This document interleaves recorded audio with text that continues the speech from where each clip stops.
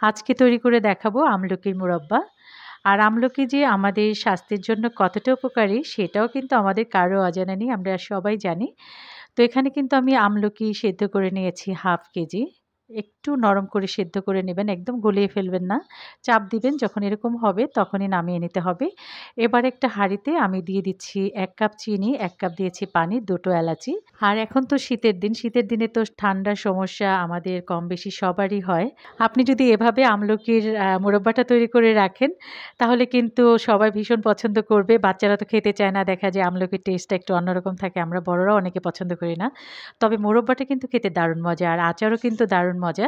আমার চ্যানেলে আচারের রেসিপিটাও আছে। আমি সামান্য একটু ফুড কালার দিয়েছি, চাইলে আপনারা স্কিপ করতে পারেন যেন মোরব্বাটা দেখতে সুন্দর হয়। সামান্য একটু দিয়েছি লবণ, ভিনেগার আর দিলাম এখানে গোলমরিচের গুঁড়া। ভালো করে মিশিয়ে নিতে হবে।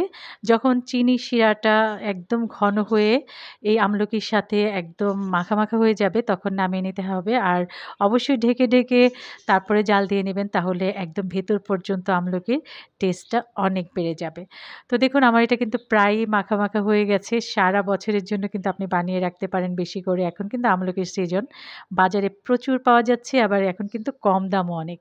তো আপনি ফ্রিজেও রেখে দিতে পারেন, নরমাল ফ্রিজে।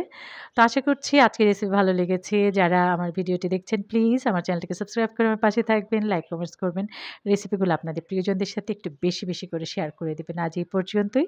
আবারও হাজির হব নতুন রেসিপি নিয়ে। সে পর্যন্ত আপনারা ভালো থাকবেন, সুস্থ থাকবেন। আল্লাহ হাফেজ।